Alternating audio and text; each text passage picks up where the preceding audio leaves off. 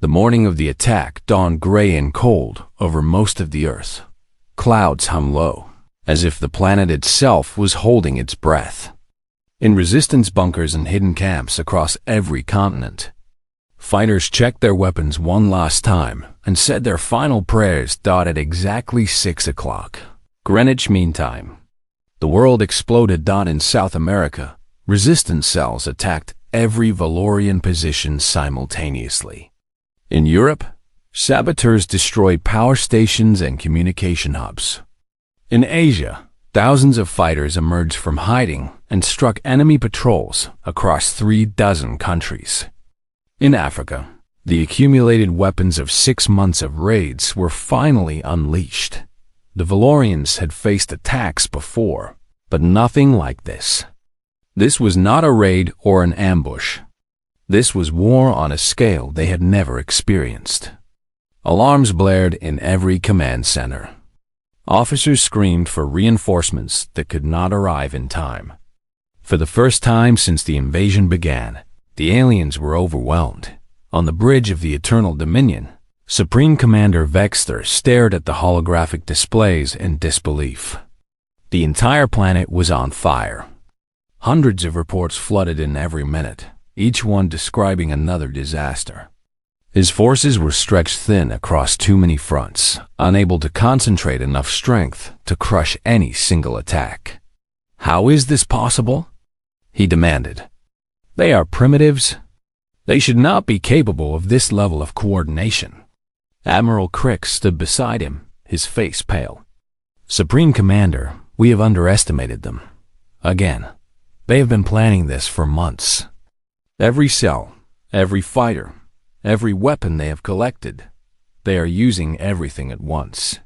Then, we will respond with everything we have. Order all units to defensive positions. Launch orbital strikes on the largest concentrations of enemy forces." But the orders took time to reach scattered units. Communications were jammed or destroyed.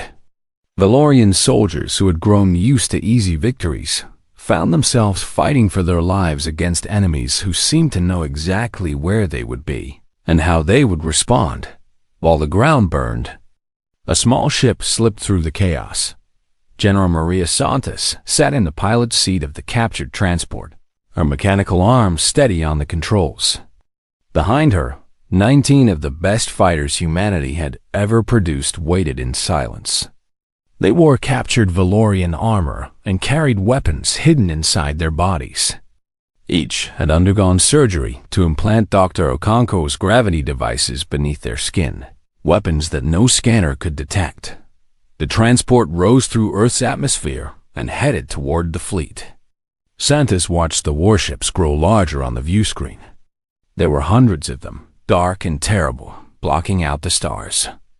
Any one of them could destroy her little ship in an instant. "Approaching checkpoint," Captain Okonkwo reported from the sensor station. "Broadcasting our stolen codes now." This was the first moment of truth. If the Valorians had changed their codes, if someone recognized that this particular transport had been reported missing, if anything went wrong at all, they would die in a flash of plasma fire. Seconds passed. Then a voice crackled over the radio. "Transport 473, you are cleared for approach to the Eternal Dominion. Proceed to docking bay 12. Santos released a breath she did not know she had been holding. "Acknowledged, Control." Proceeding to bay 12. The transport glided between the massive warships, tiny and insignificant among the giants. Santos could see the Eternal Dominion now, the largest ship in the fleet. It was nearly 3 kilometers long, bristling with weapons, surrounded by layers of protective vessels. It looked invincible, but nothing was truly invincible. Santos had learned that in 6 months of war, everything had a weakness. You just had to find it. The transport docked without incident. As the team prepared to disembark, Santos gathered them for final instructions. "We have 3 hours before the global attack loses momentum. In 3 hours, the Valorians will regain control of the situation. We need to destroy this ship before that happens. She looked at each of them. Stick to the plan. Move fast. And remember why we are here. Sergeant Tanaka drew her hidden blade, a thin piece of sharpened metal that had been implanted in her forearm. For Earth, she said quietly. For Earth, the others repeated. The airlock opened. They stepped onto the Eternal Dominion. The docking bay was busy with activity. Valorian soldiers and workers rushed back and forth, responding to the crisis on the planet below. No one paid attention to another group of soldiers in captured armor. Santos led the team through the corridors, following maps that Marcus Lee's hackers had stolen from Valorian databases. The Eternal Dominion was a maze of passages and chambers, but they had memorized every turn, every junction, every security checkpoint. The first guards died before they could raise an alarm. Sergeant Tanaka moved like a shadow, her blade slicing through alien throats in perfect silence. Lieutenant Hassan's soldiers followed, killing with precise efficiency. By the time they reached the central elevator shaft, they had eliminated a dozen Valorians without firing a shot. Captain Okonkwo worked on the elevator controls. Security systems are detecting inconsistencies in the docking bay. They will know something is wrong soon. How long do we have?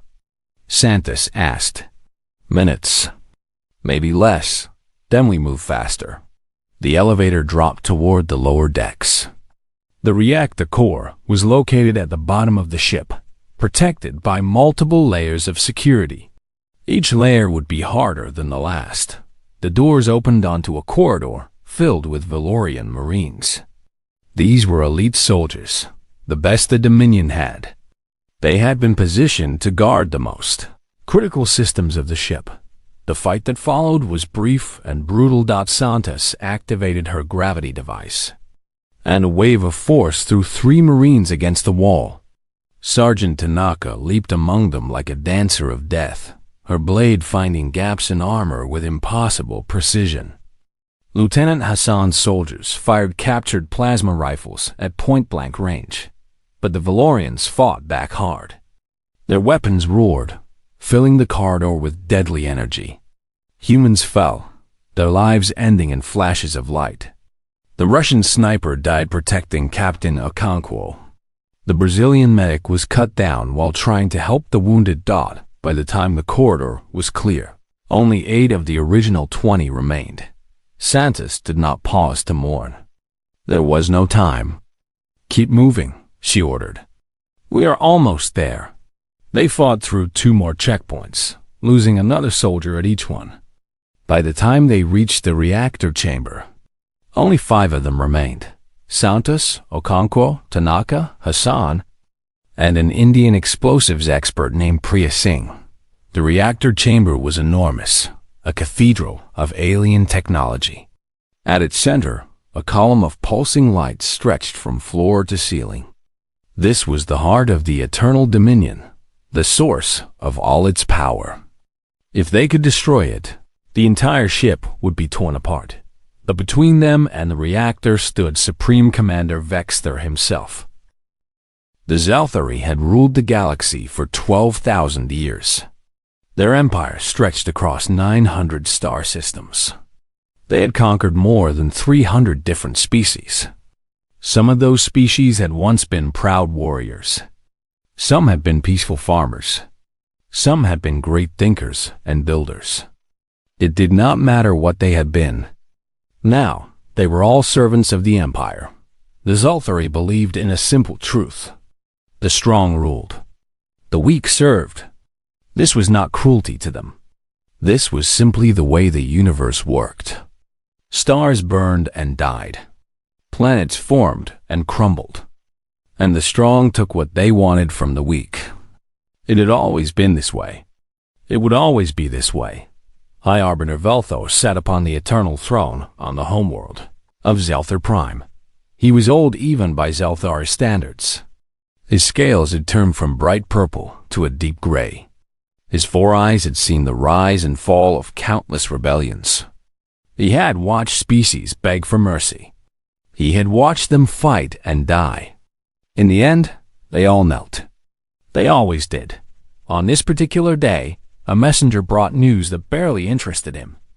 Scout vessels had detected radio signals from a small planet in an unremarkable part of the galaxy. The planet orbited a yellow star. The species living there called themselves humans. Velthos looked at the report with little concern. Another primitive species. Another world to add to the empire. The scouts had observed these humans from a distance. They had not yet developed faster than light travel. They were still bound to their single planet. They fought wars among themselves. They polluted their own air and water. They were, in every way, unremarkable. Send an incorporation fleet, Velthos commanded. Standard protocol. Standard protocol was simple. A fleet would arrive. An ambassador would descend. The primitives would be given a choice. Surrender and serve, or resist and die. In 12,000 years, the choice had always been the same.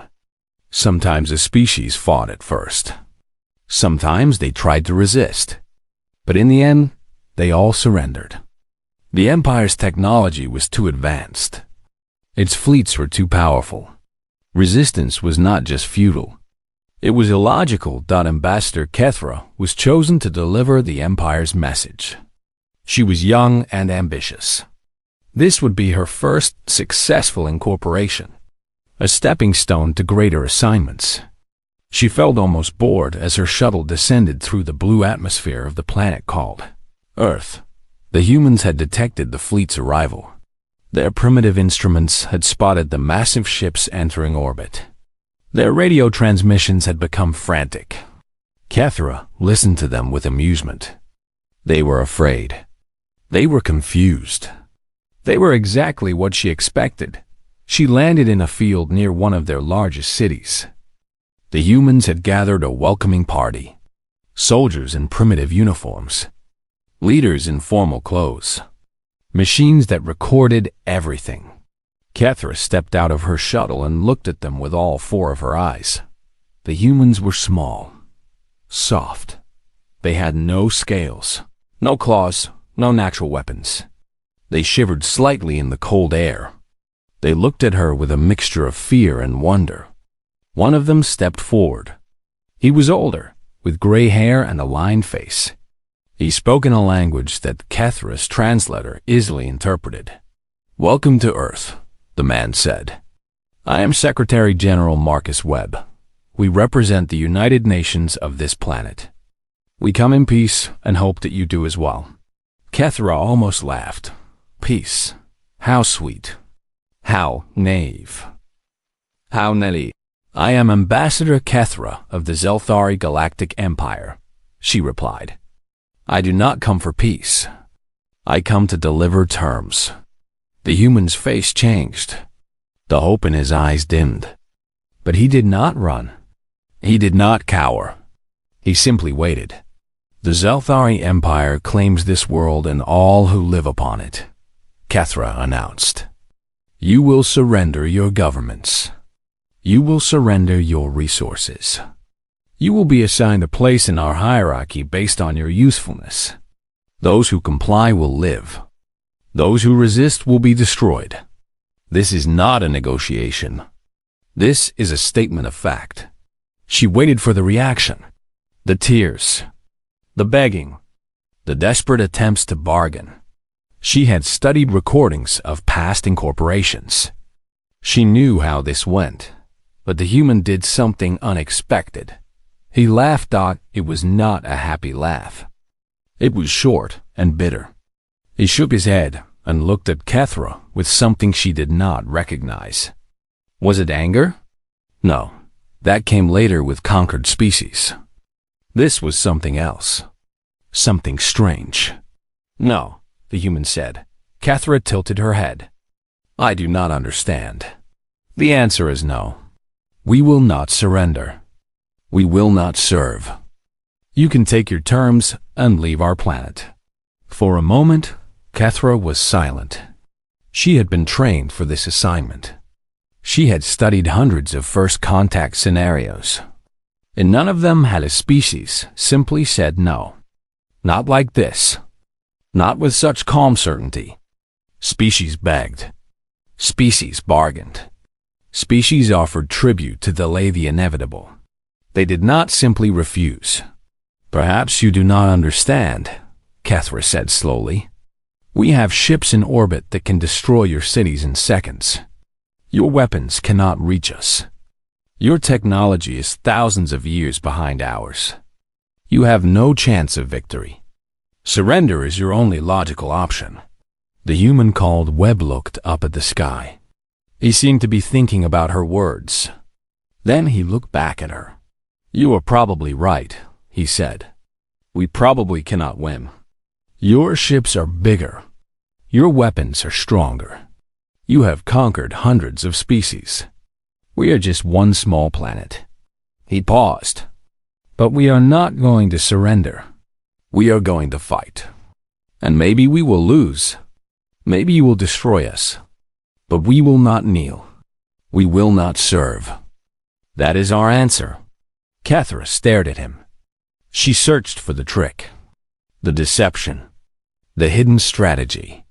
There had to be something she was missing. No species chose death over submission. It went against every survival instinct. It made no sense. You are willing to die? She asked. All of you? Your children? Your elderly? Everyone on this planet? We are willing to fight, Webb replied. Dying is the worst case. But living on our knees is not living at all. We learned that lesson a long time ago. Kethra returned to her shuttle in silence. She reported to High Arbiter Velthos. She described the conversation word for word. She waited for his wisdom to explain what she had witnessed. Velthos listened with growing irritation. This was unusual. Species did not behave this way. It was inefficient. It was illogical. It was annoying. They are bluffing, he declared.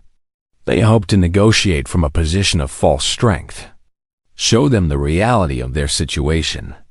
Then they will submit. The order went out to the fleet commander. Standard demonstration protocol. Select the target. Destroy it. Show the primitives what real power looked like. The target chosen was a coastal city called Snowpollo. It was large and densely populated. Its destruction would send an unmistakable message. The humans detected the fleet's movements. Their communications became desperate again. They tried to contact the Imperial ships.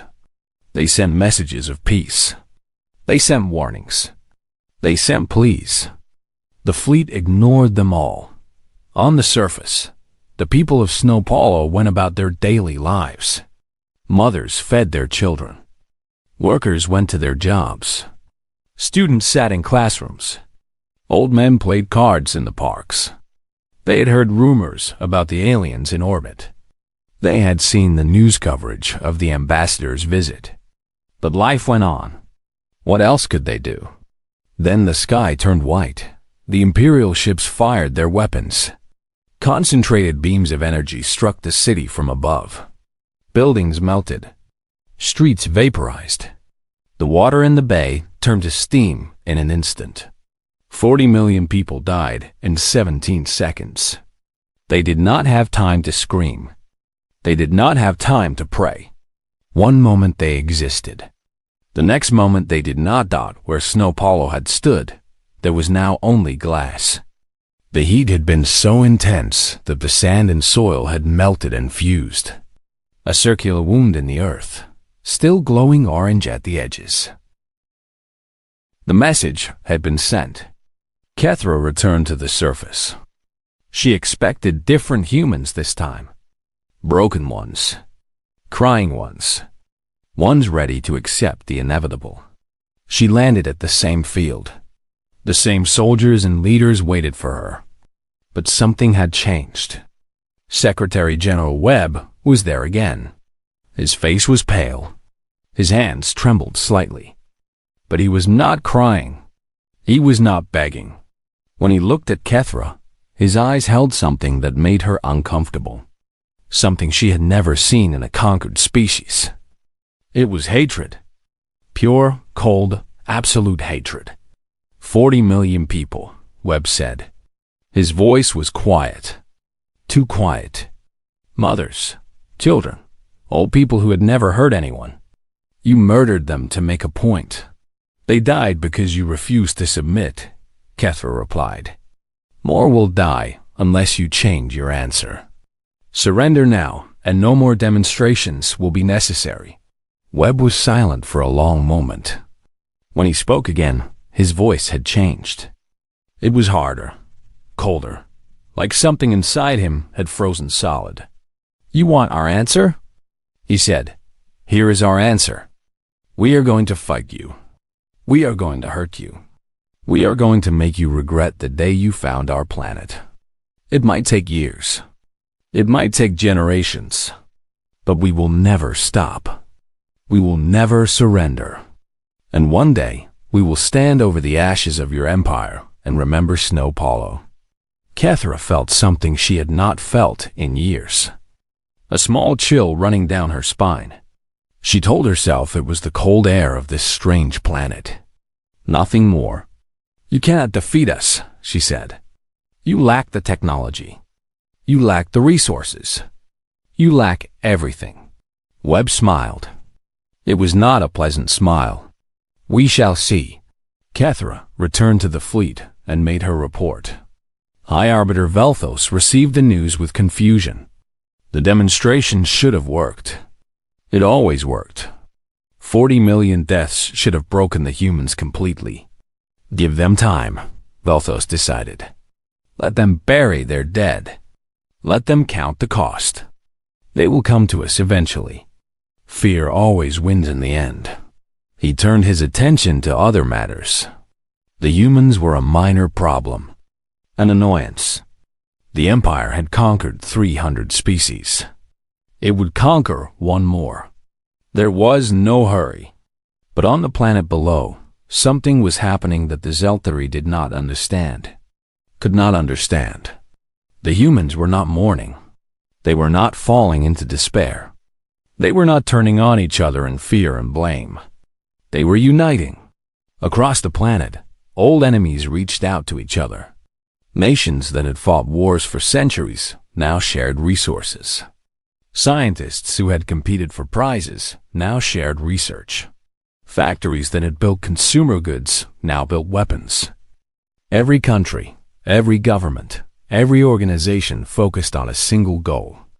The humans had received a message from the stars. They had learned that they were not alone in the universe.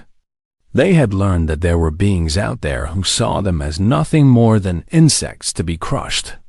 And they had decided, collectively and absolutely, that they would rather die than accept that judgment. In secret laboratories, human scientists studied the wreckage of an Imperial drone that had crashed during the demonstration. They took it apart piece by piece. They analyzed every component. They did not understand everything they found, but they learned faster than anyone could have predicted. In underground bunkers, human generals planned strategies for a war that seemed impossible to win. They studied the Imperial ships through telescopes. They mapped their patrol patterns. They calculated their weaknesses. They made plans within plans. In homes and schools and churches, ordinary humans looked up at the sky with new eyes. The stars were no longer mysterious and beautiful. They were the territory of an enemy.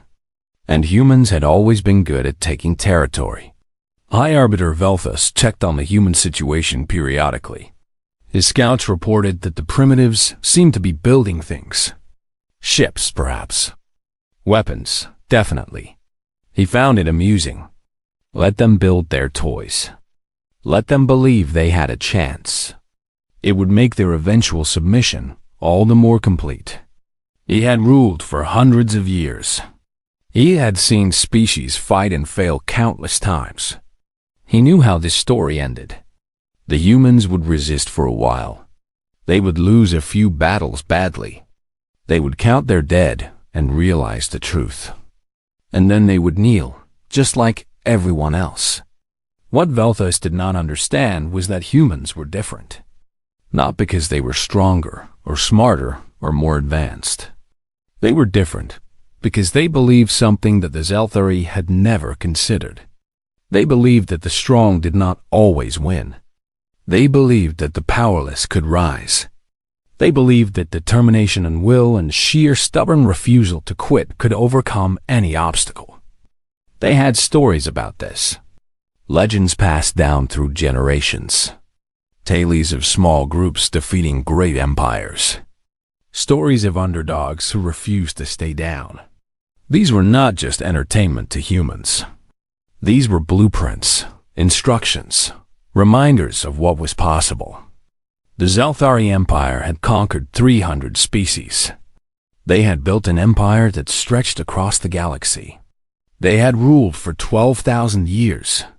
But they had never encountered a species that had spent its entire history fighting against impossible odds and somehow, against all logic, winning. The war was coming. And for the first time in 12,000 years, the Empire was about to face an enemy that would not kneel. Secretary General Webb stood in a secret command center deep beneath the mountains of Switzerland. Screens showed data from around the world. Construction projects. Research developments, training programs, recruitment numbers. Everything was accelerating. Everything was coming together. An aide approached him with a report. The first prototype was ready. A human ship capable of leaving the solar system. It was crude. It was ugly. It used principles that human scientists had barely understood 2 years ago. But it worked. Webb looked at the image of the ship on the screen. It did not look impressive. It looked like a collection of spare parts held together by hope and determination. But it was theirs. Humanity's first step toward the stars. How long until we have a fleet? He asked. 80 months, the aide replied.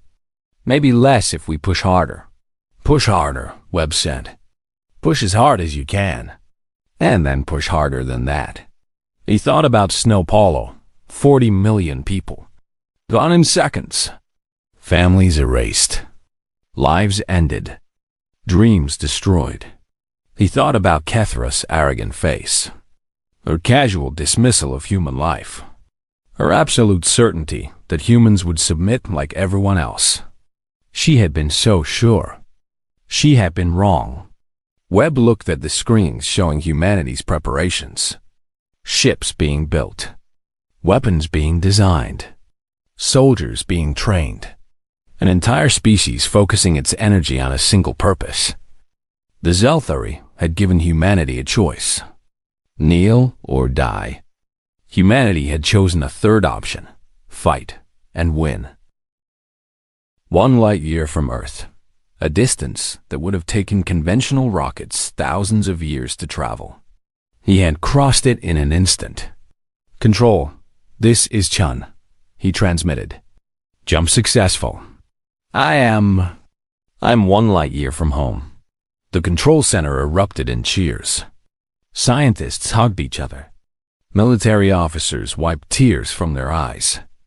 Secretary General Webb stood in the corner, watching the celebration with a grim smile.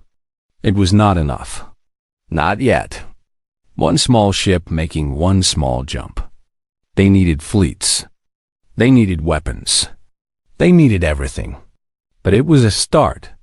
The next year passed in a blur of activity.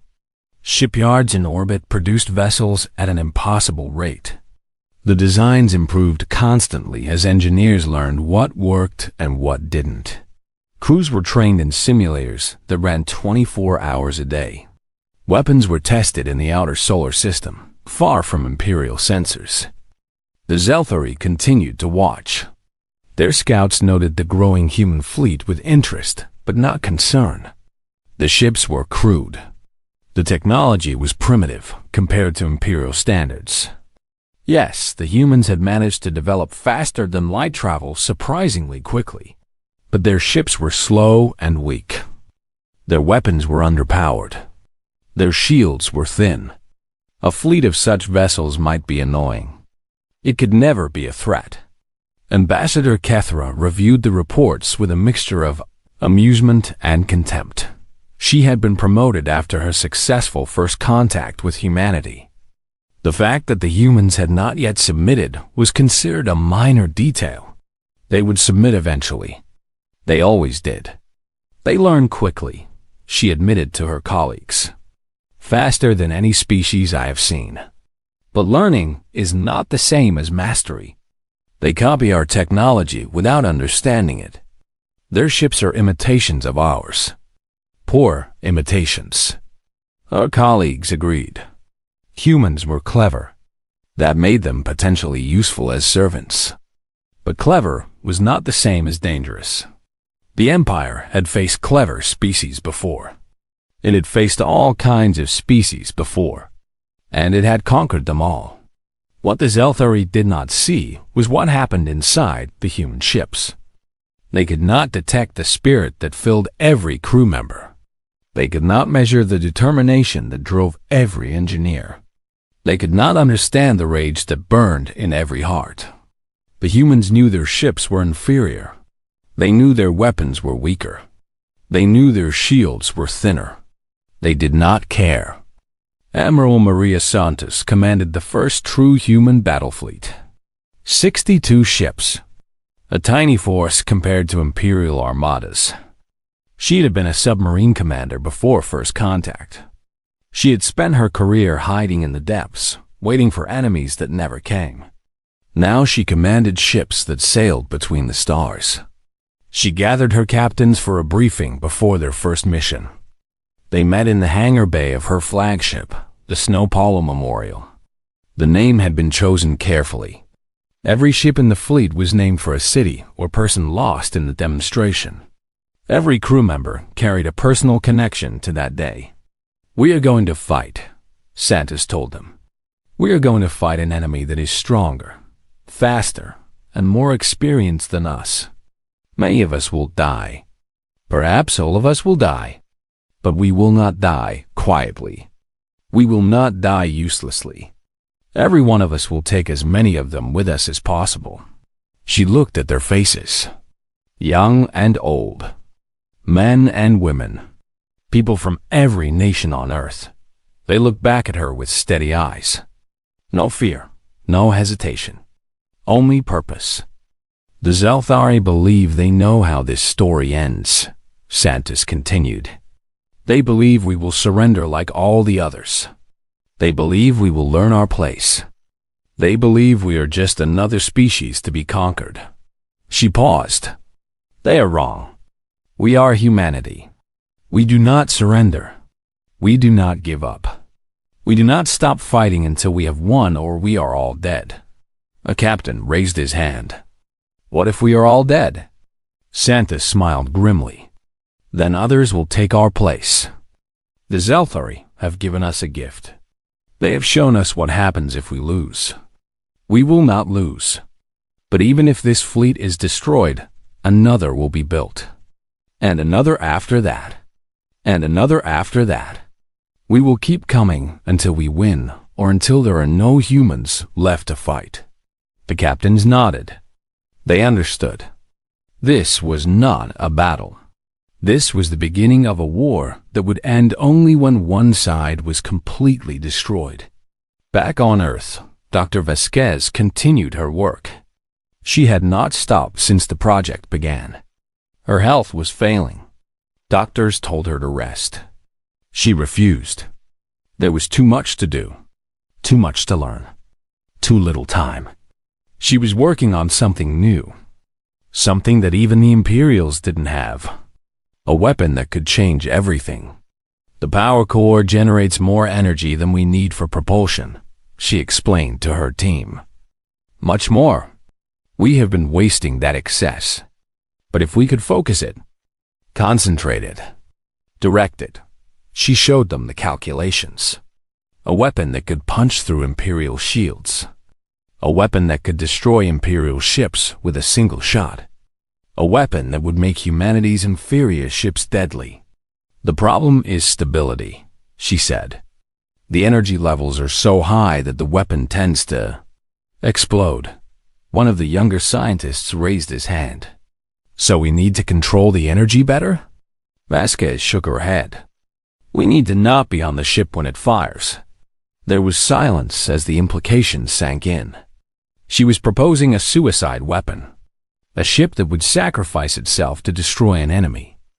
The Zelthari will never expect it, Vasquez continued. They value their lives too highly. They fight to survive. They cannot imagine an enemy that would choose death to achieve victory. But humans can. Humans have always been willing to die for what matters. She was right. Throughout human history, soldiers had thrown themselves on grenades to save their comrades. Pilots had crashed their planes into enemy ships. Defenders had fought to the last person rather than surrender. This capacity for self-sacrifice was something the Zelthari had never encountered. The weapon was developed in secret.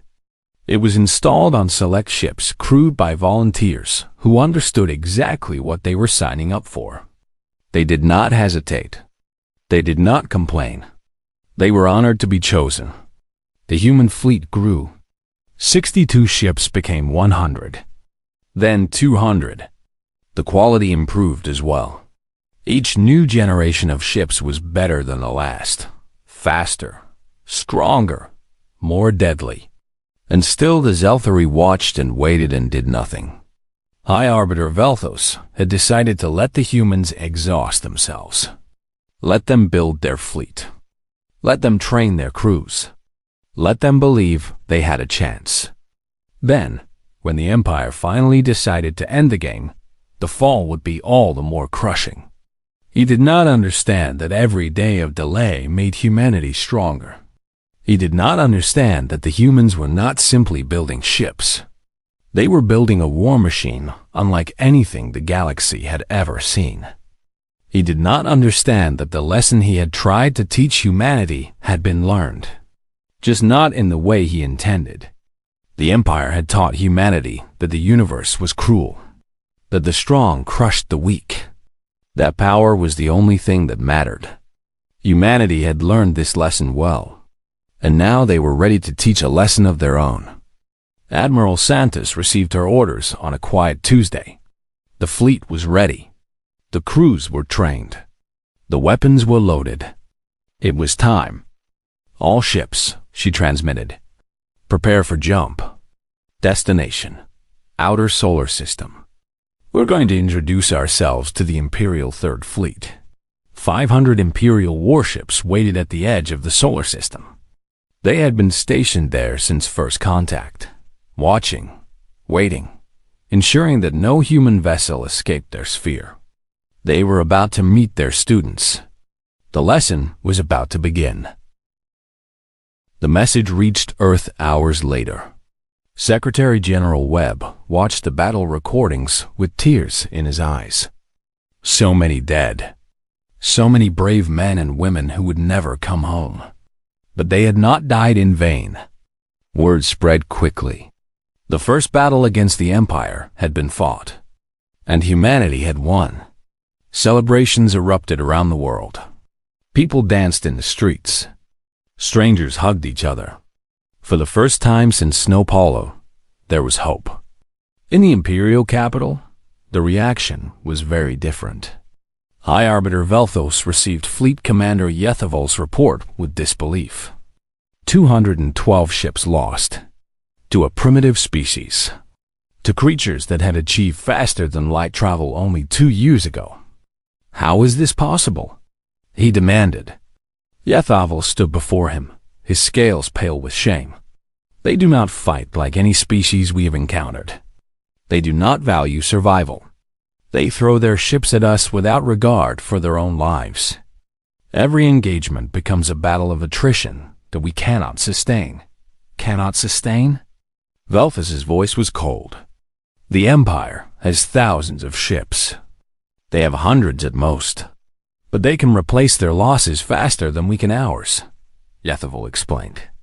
Their production capacity is extraordinary. And their crews are eager to die. Our crews are not. Morale is becoming a problem. Velthos was silent for a long moment. This was unprecedented. The Empire had never retreated from a lesser species. The political implications were severe. "We will send the Fifth Fleet to reinforce you," he decided. "Another 1,000 ships. That should be sufficient to end this resistance." "With respect, Arbiter," Yethavul said carefully, "I'm not sure it will be. The humans are not fighting to survive. They are fighting to win. And they believe they can. That belief makes them more dangerous than any enemy we have faced." Velthos dismissed the concern with a wave of his hand. "They are primitives. They got lucky. Send our full might against them, and they will break like all the others." He was wrong, but he would not understand how wrong he was until it was too late. On Earth, the shipyards worked around the clock. New vessels were completed every day. Crews trained in simulators until they could fight in their sleep. Weapons improved with each iteration. Shields became stronger. Engines became faster. And volunteers lined up by the millions. Every ship that was built had 100 applicants for every crew position. People did not want to stay on Earth and wait. They wanted to fight. They wanted revenge for Snowpaulo. They wanted to show the universe what humanity was capable of. Dr. Vasquez watched the preparations from her hospital bed. Her health had finally failed. The months of endless work had taken their toll.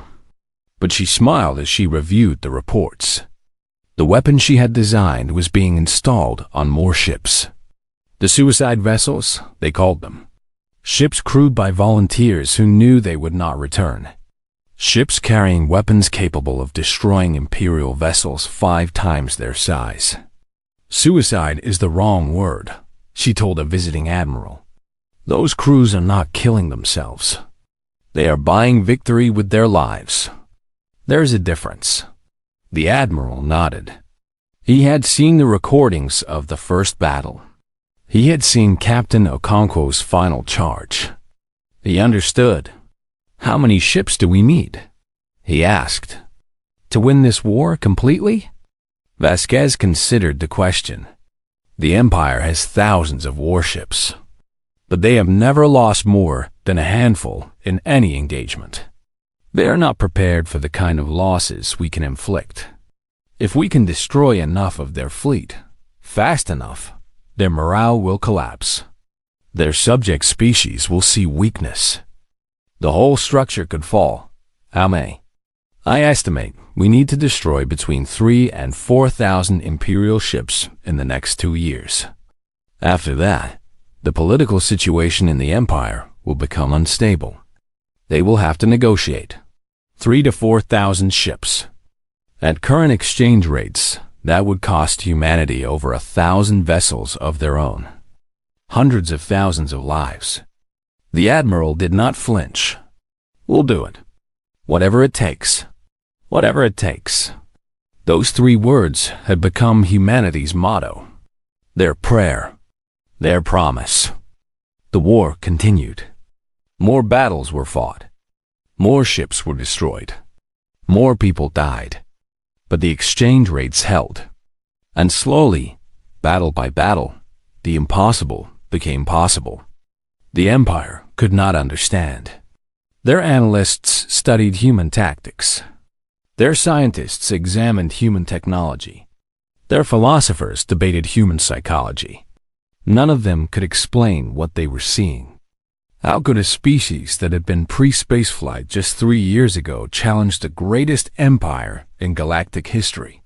How could creatures so fragile, so short-lived, so apparently weak, fight with such ferocity and determination? The answer was simple, but the Zelthari could not see it. Humanity had nothing to lose. The Empire had taken everything. 40 million lives in Snowpaulo, the illusion of safety, the dream of peaceful exploration among the stars. All gone.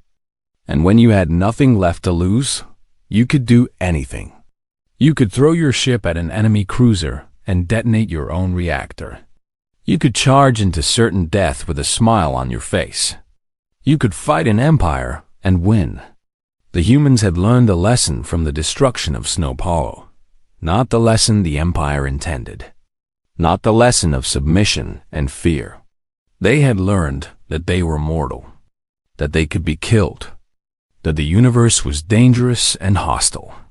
And they had decided that if they were going to die, they would die on their feet, fighting, taking as many enemies with them as possible. That was the nature of humanity. That was why the Empire would fall. The Imperial Third Fleet hung in the darkness at the edge of the human solar system. 500 warships, each one a masterpiece of Zelthari engineering. They had been built to conquer. They had been built to dominate. They had never known defeat.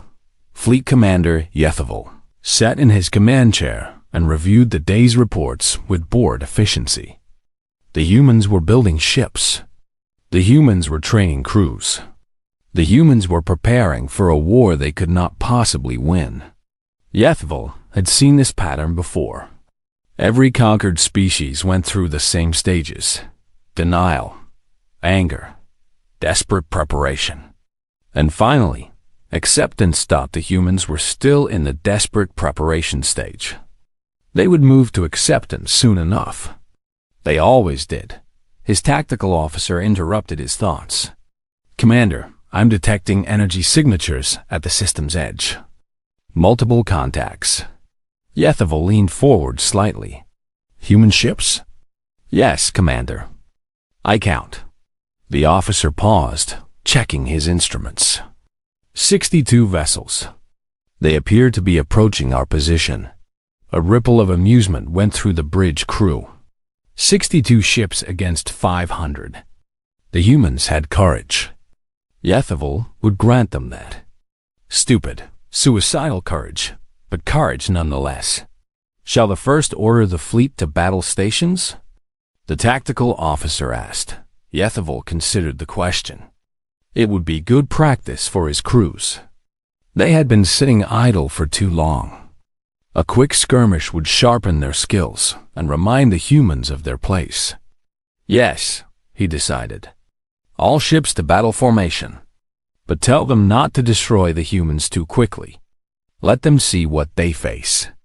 Let them understand the magnitude of their mistake. Then we will crush them." The Imperial fleet moved with practiced precision. 500 ships formed into perfect geometric patterns. Weapons charged. Shields activated. Targeting systems locked onto the approaching human vessels. Yethaval watched the human fleet draw closer. Their ships were ugly things. Asymmetrical and rough, like they had been welded together from spare parts. They moved without grace, their formations loose and imprecise. They looked like exactly what they were: the desperate creations of a primitive species trying to reach beyond its abilities. "Open a channel," Yethaval commanded. "I want to speak to their commander." The connection was established. A human face appeared on his screen. A woman with dark skin and silver hair. Her eyes were hard. Her expression was calm. "I am Fleet Commander Yethaval of the Zelthari Third Fleet," he announced. "You have exactly one chance to surrender. Take it, and some of you may survive. Refuse, and you will all die. The choice is yours." The human woman smiled. It was not a pleasant smile. It reminded Yethaval of a predator baring its teeth. "I am Admiral Maria Santos of the Human Defense Fleet," she replied. "And I have a message for you, Commander. For every life you took at Snow Hollow, we will take 10 of yours. For every tear we shed, you will shed a river. This is not a battle. This is a reckoning." She ended the transmission before Yethaval could respond. The battle began moments later. The first wave of human ships charged directly at the Imperial formation. Yethaval expected them to fire their weapons from a distance. That was how space combat worked. Ships exchanged fire from safe ranges, wearing down each other's shields until one side broke. But the humans did not fire. They just kept coming. "What are they doing?" the tactical officer asked, confusion in his voice. Yethovel shook his head. He did not know. This was not any tactic he had ever seen. The lead human ship was a small vessel, barely a tenth the size of an Imperial cruiser. It was heading directly for Yethovel's flagship at full speed. Imperial weapons fire struck it repeatedly, but it did not stop. Its shields failed. Its hull began to break apart. Still at King Dot at the last moment, Yethovel understood. Evasive action. All ships, Ivas. The human ship rammed directly into the Imperial flagship's engine section. The collision alone would have been devastating. But the human ship's reactor had been deliberately overloaded. When it struck, it detonated with the force of a small sun. Yethovel's flagship did not have time to raise additional shields.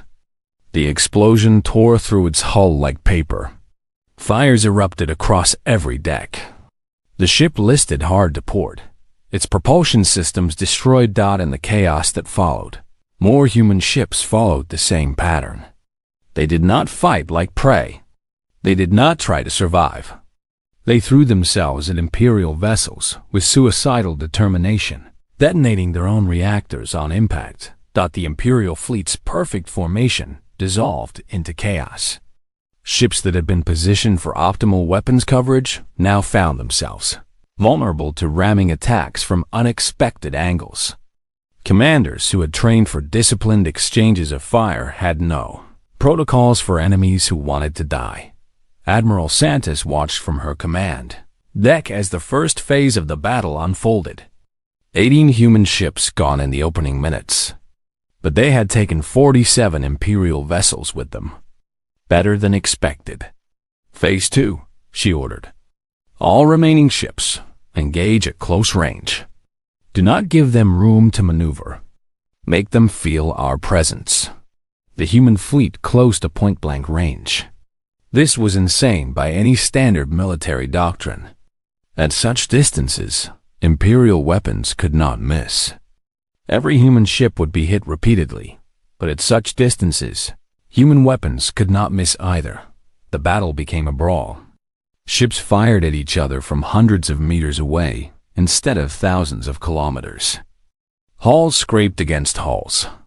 Explosions created chain reactions that damaged friend and foe alike. The clean, efficient warfare that the Zeltari had perfected over millennia became ugly, bloody, and chaotic. And in chaos, the humans thrived.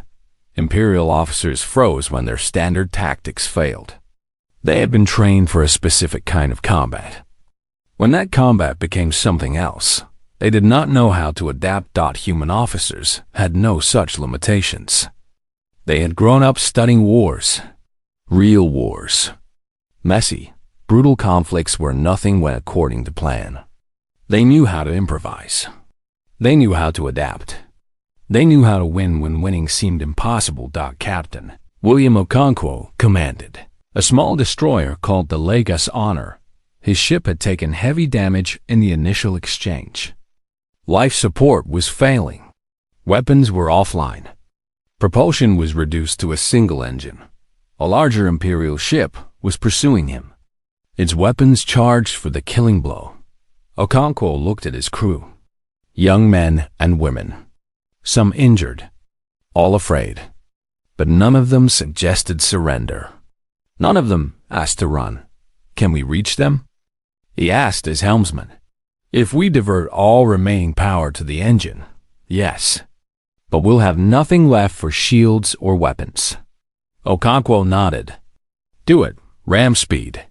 The Lagos Honor turned toward its pursuer. The Imperial ship fired, expecting its prey to attempt evasion. But the human vessel did not evade. It accelerated directly into the weapons fire. Beams of energy tore through the Lagos Honor's hull. The bridge decompressed. Half the crew died instantly. But the ship kept moving. Newton's laws did not care about casualties. The Imperial cruiser tried to turn away, but it was too late. The Lagos Honor struck its center mass at full speed. Both ships died together. Across the battlefield, scenes like this repeated again and again. Human ships that should have retreated instead attacked. Crews that should have surrendered instead fought to the death. Every Imperial ship destroyed cost human lives. But the Imperials were not prepared for an enemy that considered its own survival secondary to victory. Fleet Commander Yethovel had survived the initial attack on his flagship.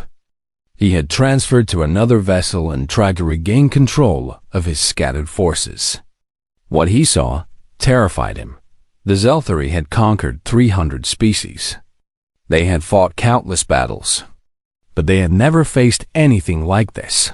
Conquered species fought to survive. They valued their lives above all else. When defeat became certain, they surrendered. It was the logical choice. It was the sane choice. Humans did not make the sane choice. Humans made the choice to win. All ships retreat. Yethovel finally ordered. Fall back to Rally Point 7. We need to regroup. His officers carried out the order with visible relief. The Imperial fleet disengaged, jumping to faster than light as quickly as they could. Behind them, the wreckage of the battle drifted through space. Broken ships, human and Zelthari alike, spread across thousands of kilometers. Admiral Santos surveyed the aftermath. 51 human ships had been destroyed. 11 remained functional. The toll was catastrophic by any normal measure, but they had destroyed 212 Imperial vessels. The mathematics were clear. At this exchange rate, humanity could win. It would be costly. It would be bloody. But it was possible. Damage report, she requested. Her executive officer, a young man named Lieutenant Park, checked his displays. 11 ships still combat capable, Admiral. We're low on ammunition, and our shields are nearly drained. We cannot sustain another engagement. Santos nodded. She had expected as much. Set course for home. We'll repair, rearm, and come back for more. As her battered fleet limped toward Earth, she recorded a message for command. It was brief and to the point. First engagement complete. Enemy retreated. We took heavy losses but inflicted heavier ones. Human forces can compete with Imperial technology. Repeat, we can compete. Send more ships. Send more crews. Send everything you have. This war can be won. The Imperial forces fought with everything they had. They were defending their home, their families, their entire civilization. For the first time, they understood what the humans had felt at Snow Hollow. For the first time, they were the ones with everything to lose. But it was not enough. Admiral Chun's fleet was smaller. Her ships were weaker. Her technology was inferior. But her crews were willing to die. And Imperial crews were not. When human ships were crippled, they did not surrender. They kept fighting until they were destroyed. When Imperial ships were crippled, their crews evacuated. When human captains faced certain death, they charged their enemies. When Imperial captains faced certain death, they tried to retreat. The difference was decisive. On the sixth day, the last Imperial defensive platform fell. The orbital space around Zelthar Prime belonged to humanity. Admiral Chun broadcast a message to the surface. High Arbiter Velthos, your fleet is destroyed. Your defenses are gone. You have 1 hour to surrender unconditionally. If you do not, we will begin bombardment. She was bluffing. Humanity had decided long ago that they would not become what they fought. They would not glass cities. They would not murder millions to make a point. But Velthos did not know that. He agonized for 59 minutes. His advisors argued. Some wanted to fight to the death. Others wanted to negotiate. A few simply wanted to run. In the end, Velthos made the only choice he could. He surrendered. The broadcast went out to the entire galaxy. Every world, every station, every ship received it simultaneously. High Arbiter Velthos, ruler of the greatest empire in galactic history, announced the unconditional surrender of the Zelthari to the human forces. The conquered species watched in stunned silence. Then, slowly, the reality began to sink in. It was over. The Empire had fallen. They were free. On 40 different worlds, celebrations erupted. Beings who had been slaves for thousands of years danced in the streets. They wept. They laughed. They screamed with joy. On Zelther Prime, Admiral Chun prepared for the surrender ceremony. She could have demanded anything. The Zelthari were completely at her mercy. She could have enslaved them as they had enslaved others. She could have destroyed their cities as they had destroyed Snowpolo. She could have taken revenge in 1,000 different ways. She chose something different. The ceremony took place on the steps of the Eternal Throne, where Zelthari rulers had sat for 12,000 years. High Arbiter Velthos walked down those steps, each one a monument to conquests past, and knelt before a human woman who had been born on a planet that had not achieved spaceflight until 3 years ago. Billions watched the broadcast. Across the galaxy, beings held their breath. "Rise," Admiral Chun said. Her voice was calm, not triumphant, not cruel, just calm. Velthos stood. He could not meet her eyes. "The war is over," Chun said. "But I want to understand something. I want to know why. Why did you attack us? Why did you destroy Snowpolo? Why did you think you had the right?" Velthos was silent for a long moment. When he spoke, his voice was thin and tired. "We have ruled for 12,000 years," he said. "We have conquered 300 species. We have never known defeat. We believed that power gave us the right, that strength justified everything, that the universe itself had ordained our dominion. And now?" Chun asked. "Now I see that we were wrong.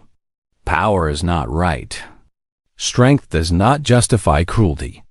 The universe ordains nothing." He paused. "You have taught us a lesson we never wanted to learn." Chun nodded slowly. "We did not want to teach it. We wanted to explore the stars in peace. We wanted to find friends among the galaxies. You took that from us. You killed 40 million of our people to make a point. You tried to break us." Her voice hardened. "You failed." Velthos flinched. "What will you do with us? Will you enslave us as we enslaved others? Will you destroy our cities? Will you take revenge?"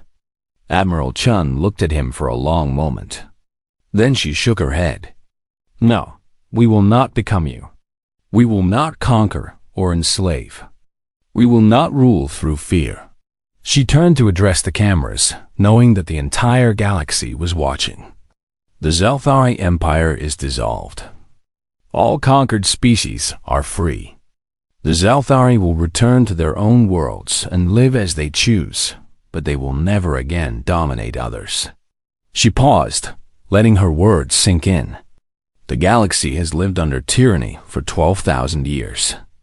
That era is over. What comes next is up to all of us. But I can tell you what humanity offers. Partnership, not dominion. Trade, not tribute. Friendship, not fear. We will help any species that wants to rebuild. We will defend any species that is threatened. And we will never, ever forget what happens when power goes unchallenged." The broadcast ended. Across the galaxy, the implications began to sink in. The Empire was gone. The structures that had organized galactic civilization for 12 millennia had collapsed.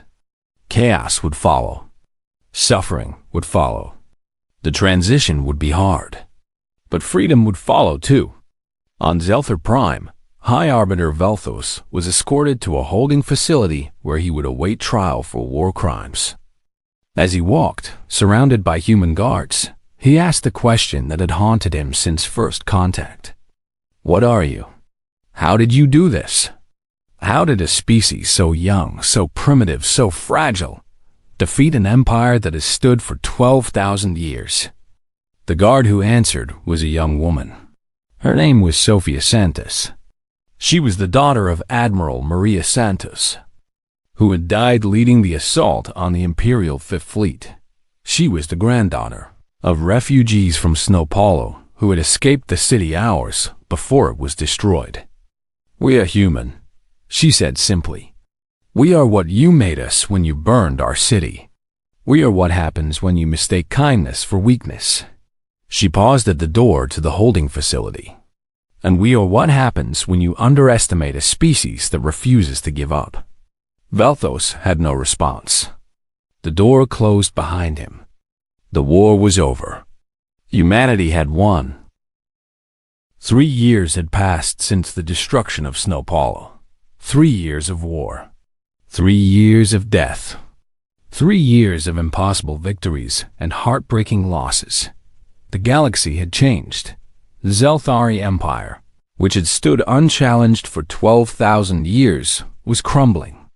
Not quickly, not obviously, but cracks were appearing in the foundation that had once seemed eternal. It started with whispers. In the labor camps where conquered species toiled, in the servant quarters of imperial officials, in the cargo holds of transport ships, beings who had been slaves for generations began to talk about the humans. They talked about a species that said no to the Empire, a species that fought back, a species that refused to kneel. A slave named Cathor worked in the power stations of an imperial outpost. He was from a species called the Vothic. They had been conquered 8,000 years ago. For all that time, they had served. They had forgotten what freedom felt like. They had forgotten that resistance was even possible. Then Cathor heard about the Battle of the Outer Rim. A human fleet of 200 ships had engaged an imperial armada of 600. The Imperials had expected an easy victory. Instead, they had been massacred. Over 400 Imperial vessels destroyed. The human losses had been heavy, but the survivors had withdrawn in good order, ready to fight again. Cathor did not know what to do with this information. It challenged everything he had been taught. The Empire was invincible. Resistance was futile. Accept your place and survive. But the humans were proving that all of this was a lie. More stories came. More battles. More Imperial defeats. The Empire tried to suppress the information, but it spread anyway.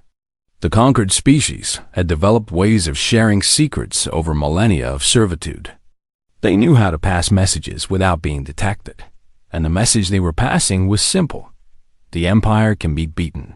On a mining world called Thorax 7, a group of Valthic workers made a decision. They would sabotage their own facility. They would destroy the power core that supplied energy to Imperial ships in 3 systems. It was a death sentence. They knew that. The Empire would execute them for their defiance. But they also knew that their actions would help the humans. It would weaken the Empire. It would bring freedom closer. "We've been dead for 8,000 years, their leader said. "At least now, our deaths will mean something." The sabotage was successful. The power core overloaded and exploded. The Imperial ships in 3 systems were left without energy. Several battles that should have been Imperial victories became Imperial defeats because their ships could not recharge their weapons. The humans noticed. They did not know who had helped them, but they knew someone had. They broadcast a message to the galaxy. "To whoever is fighting with us in the shadows, thank you. We see you. We will not forget you. When this is over, we will find you. And we will make sure your sacrifice was not in vain." That message spread through the slave populations like fire through dry grass. The humans acknowledged them. The humans appreciated them. The humans would remember them. More sabotage followed. More uprisings. On 40 different worlds, in 100 different facilities, the conquered species began to fight back. The Empire was hemorrhaging from 1,000 small wounds. High Arbiter Velthos watched his empire begin to unravel. He had sent fleet after fleet against the humans. Each one returned, diminished. Morale was collapsing. Commanders were refusing assignments to the human front. Some species that had served the Empire faithfully for millennia were showing signs of unrest. How did it come to this? He asked his advisors. 3 years ago, they were primitives who could barely reach their own moon. Now they threaten the foundations of our civilization. His advisors had no answers. They had studied the humans. They had analyzed their tactics. They had tried to understand their psychology. Nothing made sense. Humans should have surrendered after Snow Paulo. Every other species would have. Every other species did. But humans were not every other species. Ambassador Kethra, who had delivered the first ultimatum to Earth 3 years ago, requested an audience with the Arbiter. She had been observing the war closely. She had a theory. "We made a mistake," she told Velthos. "We treated them like every other species we have conquered. We expected them to respond the same way. But they are different. Different how?" Velthos demanded. Kethra hesitated. What she was about to say was almost heresy. "They have something we do not. Something I do not have a word for in our language. It is like insanity, but it is not. It is like courage, but it is more than that. They believe that the future can be changed. They believe that the impossible can be made possible. And they are willing to die for that belief." Velthos stared at her. "You are saying they are insane." "I am saying they have hope," Kethra replied. "And hope is more dangerous than any weapon. We destroyed Snow Paulo to teach them fear. Instead, we taught them rage. And rage, combined with hope, has made them invincible." Velthos dismissed her concerns. He was the High Arbiter of the greatest empire in galactic history. He would not be lectured about hope by a junior ambassador. But Kethra was right. And the proof was already on its way. Admiral Chun Wei-Lin commanded the largest human fleet ever assembled. 400 ships. The survivors of a dozen major battles. Veterans who had seen things that would haunt them forever. Crews who had watched friends die and come back for more. They were heading for Zelther Prime, the Imperial homeworld.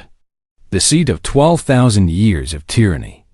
The heart of the Empire. It should have been impossible. Zelther Prime was protected by the greatest defensive network ever constructed. Orbital platforms, minefields, automated weapon stations. 10,000 ships stationed in permanent defensive positions. But Admiral Chun had something the Empire did not expect. She had friends.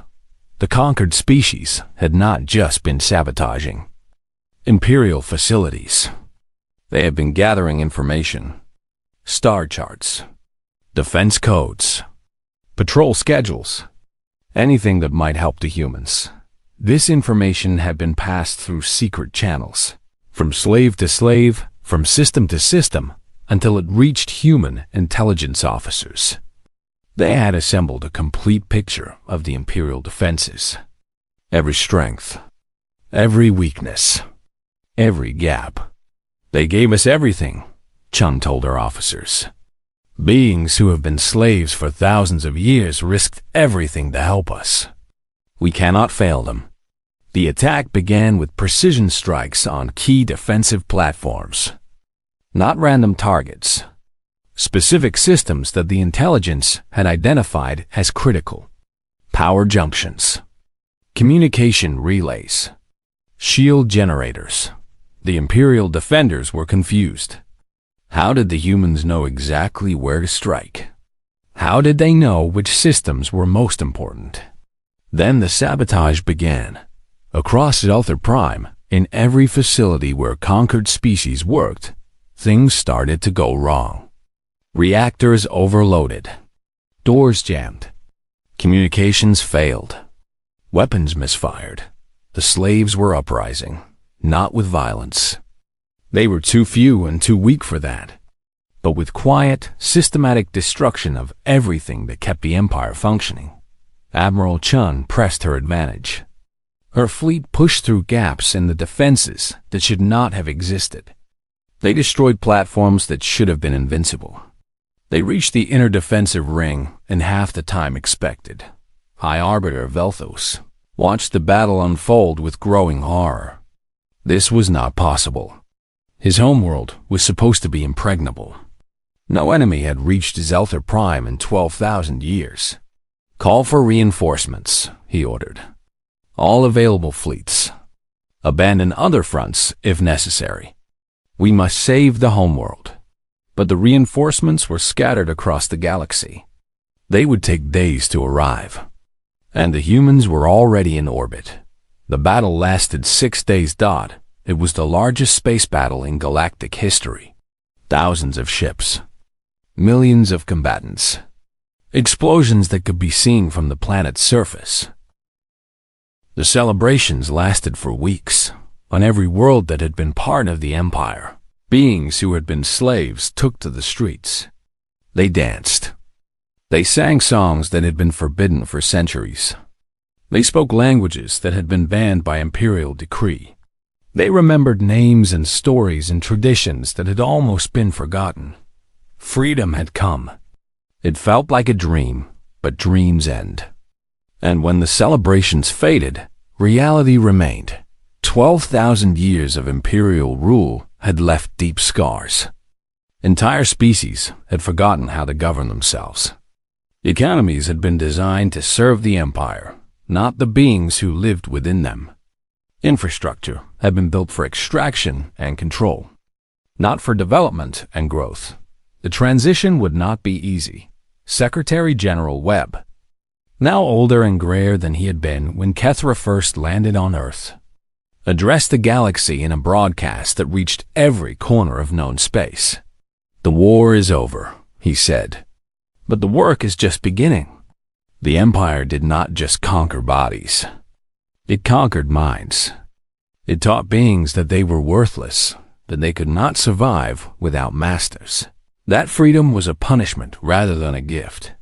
Those lies must be unlearned. He paused, looking into the camera with tired eyes that had seen too much. Humanity does not seek to replace the Empire. We do not want to rule the galaxy. We fought because we had no choice. We won because we refused to lose. But victory is not the same as wisdom, and power is not the same as right. We learned that lesson from the Zelthari. We will not forget it. The first years after the war were difficult. On many worlds, different factions competed for control. Old grievances that had been suppressed by imperial rule resurfaced. Wars threatened to break out between species that had been neighbors for millennia. Humanity did what it could to help. They sent advisors, not armies. They offered guidance, not orders. They made it clear that every species had to find its own path forward. Freedom meant making your own choices. It also meant living with the consequences. Some species thrived. They had maintained their traditions and their identity despite centuries of oppression. When the chains came off, they knew immediately what they wanted to become. Others struggled. They had been slaves so long that they did not remember how to be anything else. They looked to humanity for direction, hoping for new masters to replace the old. Admiral Chen Wei-Lin, now serving as humanity's ambassador to the galactic community, addressed one such species personally. The Grethina had been among the first conquered by the Zelthari.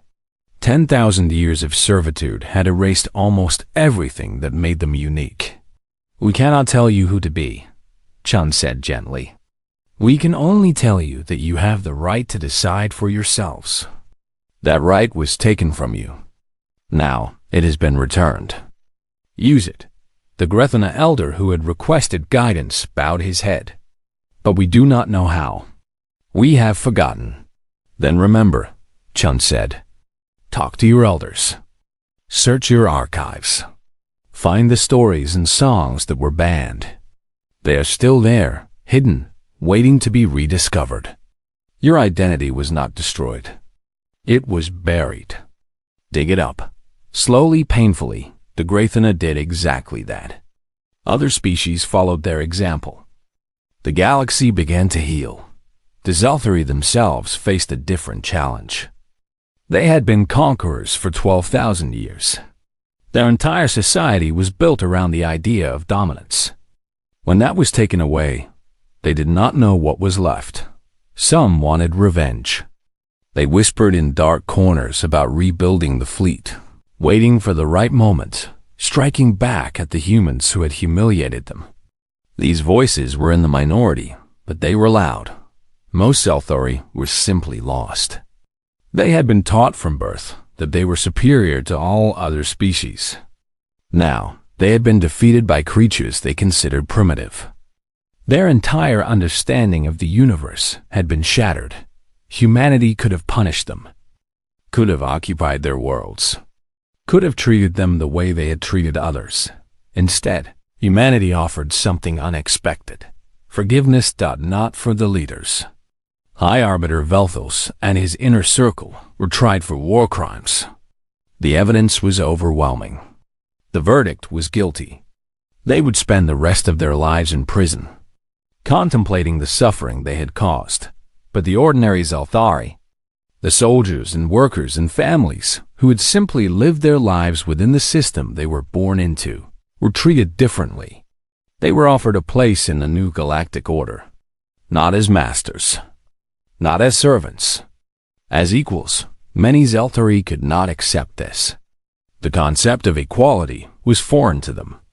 They retreated to their homeworld and isolated themselves from the rest of the galaxy, nursing their wounded pride. But some, especially the younger generations, began to see things differently. They met humans and other species as peers. They discovered that beings they had been taught to despise had value and worth. They began to question everything they had been raised to believe. One such Zelthari was named Vethka. She was the daughter of a minor official who had served the Empire faithfully. After the war, she had expected to be punished. Instead, she had been offered a chance to attend a new university on Earth, where students from across the galaxy came together to learn. On her first day, she met a human student named Marcus Chun. He was the grandson of Admiral Chun Wei-Lin.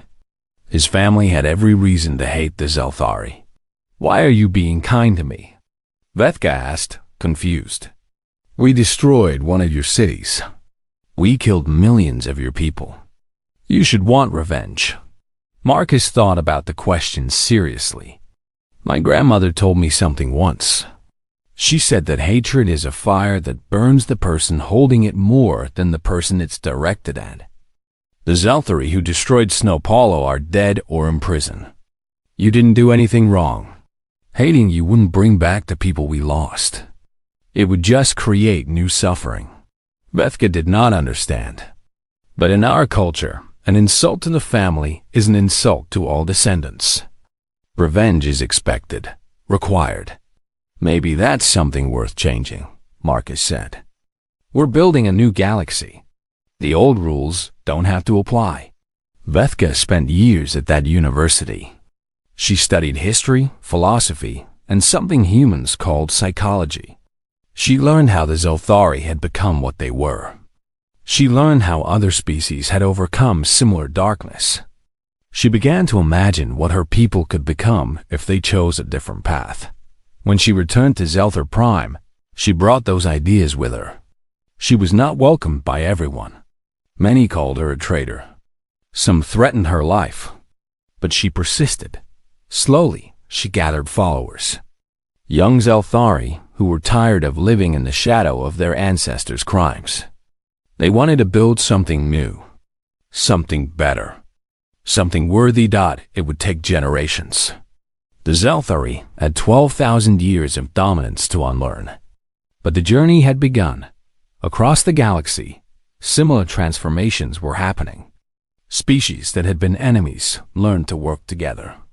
Economies that had been designed for extraction were rebuilt around cooperation. Governments that had been imposed from above were replaced with systems chosen from below. Humanity watched these changes with a mixture of pride and caution. They had not set out to remake the galaxy. They had just wanted to survive. But their survival had become a revolution, and they had responsibilities they had never expected. The Snowpollo Memorial was built on the spot where the city had once stood. The glass crater had been left untouched as a reminder, but around its edges, a monument rose. The names of the 40 million dead were inscribed on walls that stretched for kilometers. At the center, a single flame burned continuously, a symbol of the rage that had fueled humanity's resistance. Every year, on the anniversary of the destruction, beings from across the galaxy gathered at the memorial. Humans came to remember their dead. Former slaves came to honor the tragedy that had sparked their liberation. Even some Zelthari came, those who had chosen a different path, to acknowledge what their ancestors had done and to promise that it would never happen again. Secretary General Webb died 12 years after the war. He had lived long enough to see the galaxy begin to heal. At his funeral, representatives from hundreds of species gathered to pay their respects. He was buried near the Snowpollo Memorial, next to his wife, who had been killed in the demonstration. Admiral Chen Weilin lived for another 2 decades. She spent her final years writing about the war, making sure that future generations would understand what had happened and why. Her memoirs became required reading across the galaxy. Dr. Elena Vasquez was honored as one of humanity's greatest heroes. The power cores she had developed still powered human ships. The weapons she had designed were still used to defend peaceful worlds. She had died shortly after the war ended, her body finally succumbing to the stress she had put it through. But her legacy lived on. The galaxy they had all fought to create was imperfect. There was still suffering. There was still injustice. There were still beings who wanted power and were willing to hurt others to get it. But there was also hope and cooperation, and the understanding that every species had value, that every being had rights. The power did not justify cruelty. 50 years after the war, a Zeltari historian named Korath published a comprehensive study of humanity. He had spent decades trying to understand how such a young species had defeated such an ancient empire. His conclusion surprised many of his readers. The humans did not win because they were stronger, he wrote. They were not. They did not win because they were smarter. They were not. They did not win because they were more technologically advanced. They most certainly were not. The humans won because they refused to accept the premise of the conflict. The Zelthari believed that the strong had the right to dominate the weak. The humans rejected this belief entirely. They did not fight to prove that they were strong. They fought to prove that strength did not matter. Every other species that the Empire conquered accepted on some level the Empire's logic. They believed that if they were strong enough, they too could dominate. When they failed to be strong enough, they submitted. They had accepted that submission was the natural outcome of weakness. The humans never accepted this. They believed that every being had inherent worth, regardless of strength.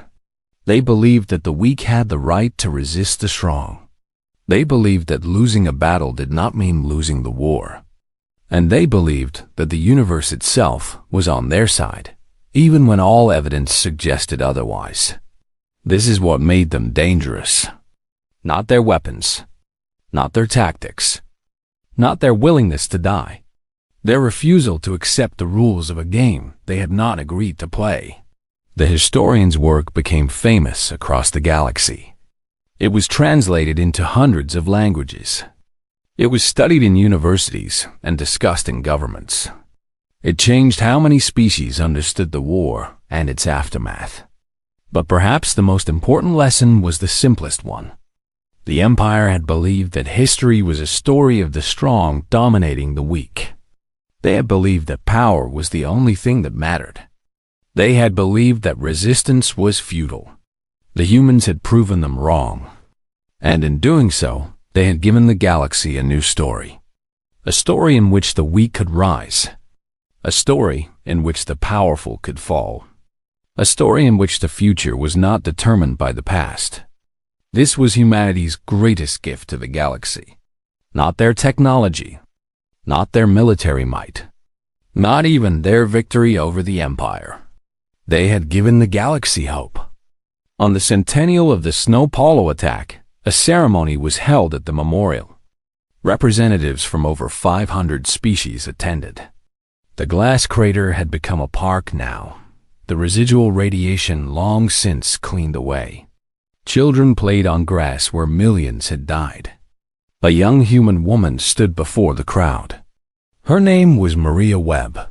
She was the great-great-granddaughter of Secretary General Marcus Webb. She had been chosen to deliver the commemoration address. 100 years ago, she began, the Empire believed they could break us with fire. They believed that killing enough of us would teach us our place. They believed that we would kneel. She looked out at the assembled beings, representing species from across the galaxy. They were wrong. We did not kneel. We fought. We bled. We died in numbers that still break my heart to imagine. But we did not stop. We refused to accept the future they had chosen for us. We decided to write our own story. She gestured at the crowd. And look at what we have built together. A galaxy where 100 species cooperate instead of conquer. A civilization where the weak are protected instead of exploited. A future where our children can look at the stars and see opportunities instead of threats. Her voice grew stronger. The Empire ruled for 12,000 years. They believed they would rule forever. But we taught them that nothing is forever. We taught them that tyranny always falls. We taught them that the universe does not belong to the strong. It belongs to those who refuse to give up. She turned to face the eternal flame that burned at the center of the memorial. To the 40 million who died here, we remember you. Your deaths were not in vain. The rage you sparked burned down an empire and built a better galaxy from the ashes. Every child who plays in this park, every being who lives free across the stars, every species that determines its own fate, they all owe you a debt that can never be repaid. She bowed her head in silence for a moment. Then she looked up again. But the best way to honor the dead is to live the values they died for. So today, on this anniversary, I ask everyone listening to remember not just what humanity lost, but what we all gained. Remember that the impossible is always possible.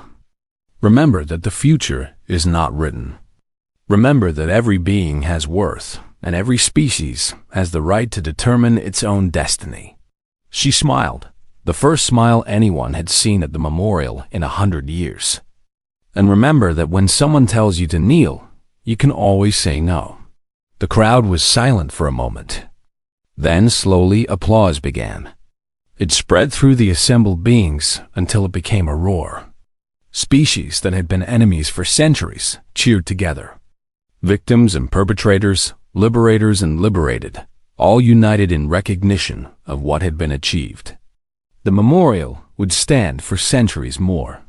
The names on its walls would be read by beings who had never known the dead. The story of Snow Paulo would be told and retold until it became legend. But the most important part of the story was not the tragedy. It was what came after. When humanity encountered the Galactic Empire, the Empire expected submission. They expected fear. They expected to add another species to their list of conquests. Instead, they got something they never imagined. They got an enemy that refused to stay broken. They got a